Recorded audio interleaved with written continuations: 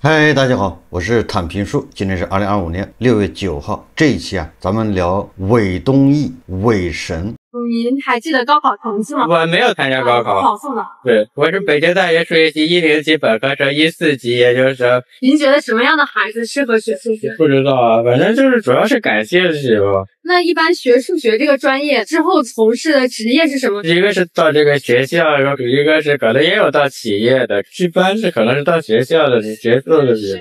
关于高考数学方面，你有什么学习上的建议？可能主要是做题，可能是把以前的题都做一遍。围成一整个黑板的板书，我思索良久，我还是吃饭吧。一个馒头，一瓶水，看起来或许没有那么香甜可口，但里面充满了对数学的渴望和敬重。我不禁暗自庆幸，还好我学过一些数，否则我一定认为这是一堂庸课。果然，数学的尽头没有数字。看着维神亲切地和同学们交谈，我陷入了沉思。明明每个字都认识，连在一起却显得那么陌生。这个因为解决这个覆盖引领的方法证明了高维的时候。这个换个是出来一个就用覆盖的方法，因为这个方法挺好的，是可以而且给出自己比较好，而且是对这种类型的题材还都满足。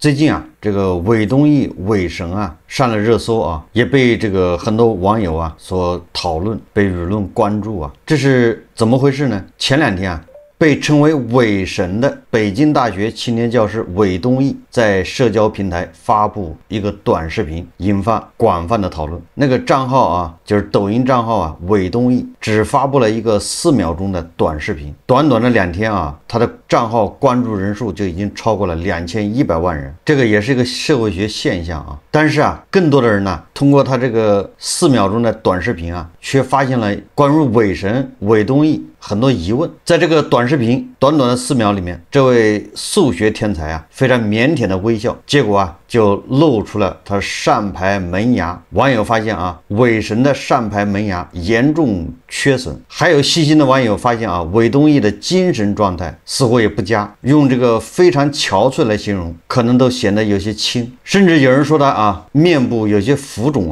似乎是营养不良。所以说这个网友就对韦东奕跑到社交平台上开个账号，到底想干什么，产生了这个好奇。通过这短短的4秒的这个视频也对韦东奕本人他身体健康甚至精神状态产生了兴趣，产生了关心，引发社会各界的关注和讨论。所以我也来谈一谈这个韦东奕韦神这个现象，供大家借鉴参考。首先对这个韦东奕我不太了解这个我知道这个人知道这个名字还是去年这个阿里的什么达摩院的这个什么数学竞赛不是出来一个天才少女吗？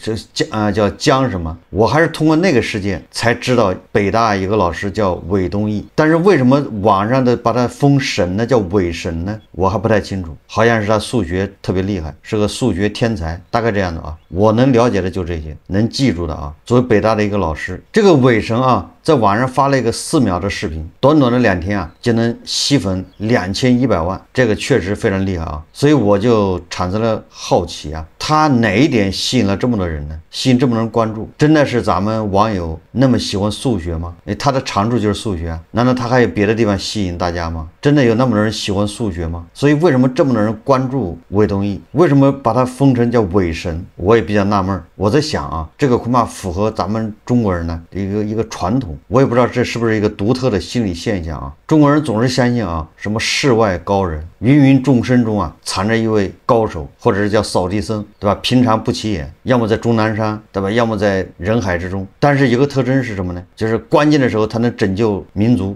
拯救自己，拯救国家，拯救整个社会，甚至拯救人类，能够产生奇迹，化腐朽为神奇。就是我们的脑海里总希望有这么一个人，而且也相信有这么一个人存在。他的特征是什么呢？就是法力无边，神通广大，不是封神吗？但是同时他对社会的索取没有，也就是说他只有贡献没有索取。无论他是在终南山隐居，还是在人海中，对吧？混淆在一起，还是在这个寺庙里面扫地，它的特征都是无求于社会啊，不求社会回报，只有奉献，只有付出，而且是关键的时候出手，事了拂衣去啊，深藏功于民。所以正因为这样啊，我们就对这个伪神这样的寄予厚望。这个恐怕就是伪神啊，他一个短短的4秒钟的视频，能够引起这么多人关注，2000万人，到现在还好多人在讨论这个事情。我不觉得他们真的是那么喜欢数学，哎，他就是喜欢数学，他关注伪神有什么用呢？伪神讲数学，他能听得懂吗？实际上，伪神这个现象啊，是这些人的心理的一个投射，喜欢天才，称天才啊，喜欢神，没有天才，没有神，那我们给他造一个，一定要选个神出来，一定要搞个天才出来，弥补他心中的遗憾、空缺。就不是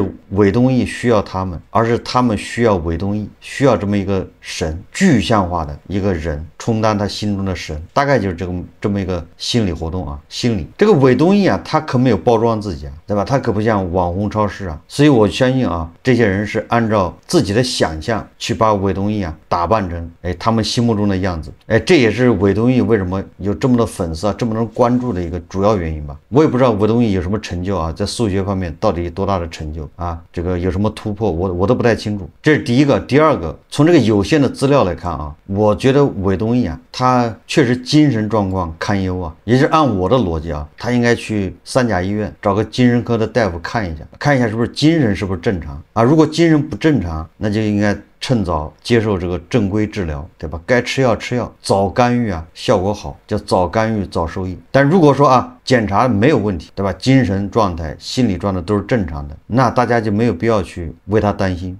发生的一切都是他自愿的，他也没有妨碍别人，对吧？他也没有必要按照别人的意愿去活着。所有什么说你应该这样，你应该那样的，那都是强加给他的。他心理健康、精神正常，人家愿意怎么活怎么活啊！这是我对这个韦东奕的评价啊。作为一个北大的青年老师，我推测啊，他年收入也就是20万上下，多不了多少，少也少不了多少，就是说他每个月大概2万块钱，也就这水平。北大的老师啊，他收入大概就这样。但是不排除那些什么神通广大的，在外面兼职的，对吧？还手上一大堆项目的这种人，肯定多赚一点。但是伪神他也不是这种人，他就是个老师。第三个就是他为什么突然在社交媒体上开个账号，而且还这么多粉丝？网上有种声音啊，说这个账号啊是他的亲属帮他开的，是哪个亲属不太清楚，反正是他堂姐啊或者堂哥什么的。因为伪神哈从小他很早他父亲就去世了，那也就是网上开始质疑谁开了这个抖音账号发布的这个视频，完了这个开这个账号的目的是什么？那大家都认为啊，他的亲属啊帮他开的账号，完了想吸引粉丝，完了准备，那最后就是指向带货，对吧？他现在说的一切无非都是为了铺垫，为了吸引流量，最后还是卖货啊。对这一点我觉得啊，这真的是吃饱了撑的，人家开账号愿意干啥就干啥，只要不犯法。这个韦东奕本人对开这个账号是什么态度？我想啊，因为现在大家都知道自媒体都是实名制，对吧？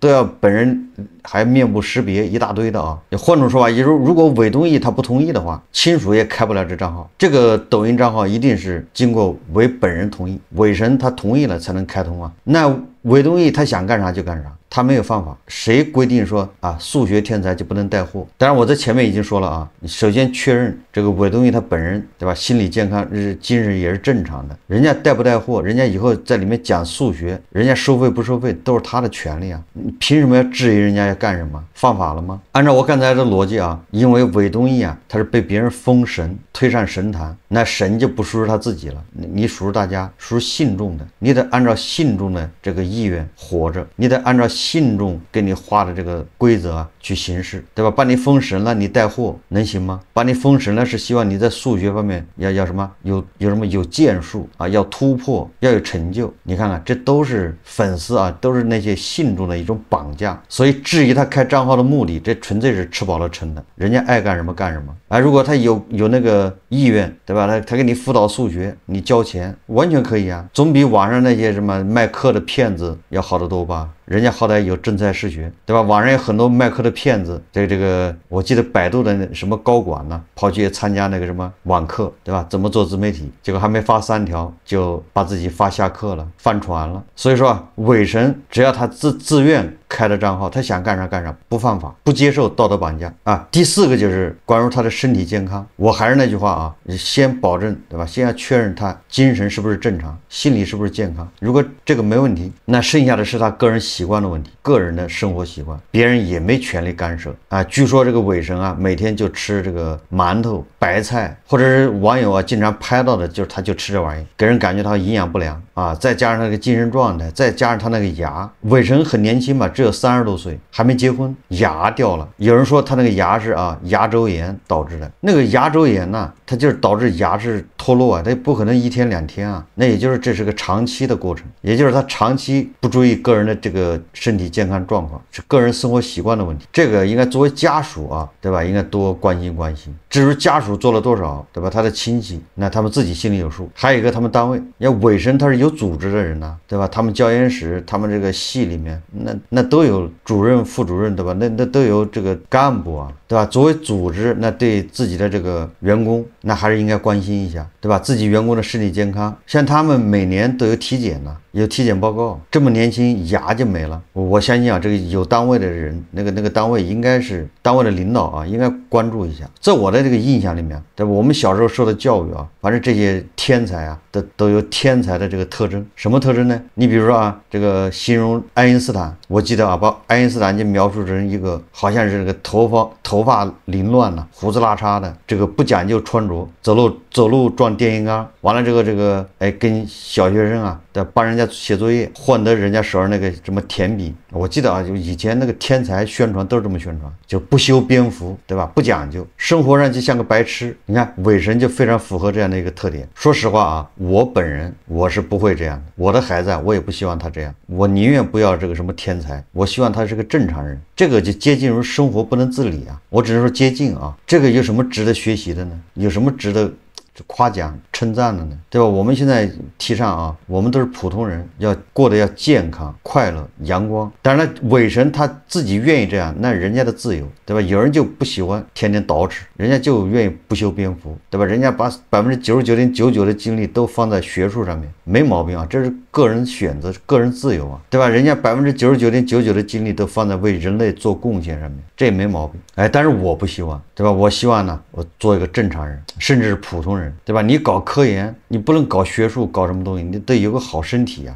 身体是革命的本钱呢。也就是我们既要仰望星空，追求前沿突破，也要脚踏实地，关爱托举梦想的肩膀。没有健康的学者，哪来的可持续的创新和突破？经常有网友说自己压力大，有工作压力大的，有这个生活压力大的，还有学习压力大的，这我都能理解啊。但是我通常啊，对所有压力大的人呢，我都有个建议，这个建议还真不是开玩笑，就是如果你觉得你压力大，无论是来自哪方面的压力，你只要感觉到自己压力大，好像不能承受，你要做的事情，第一个，马上去3甲医院啊，挂一个精神科的专家号，好好查一下。什么意思呢？就是先排除器质性的问题，先排除你这是病啊。如果是不幸啊，医生确诊了你这是病，那就治病，对吧？如果是病的话，你只能吃药，你只能按照医生说的，谨遵医嘱啊，按时服药，接受正规治疗啊。如果排除了是病，对吧？你一切这个精神正常，心理也正常，对吧？那就没事了。压力啊，总会过去的，天塌不下来，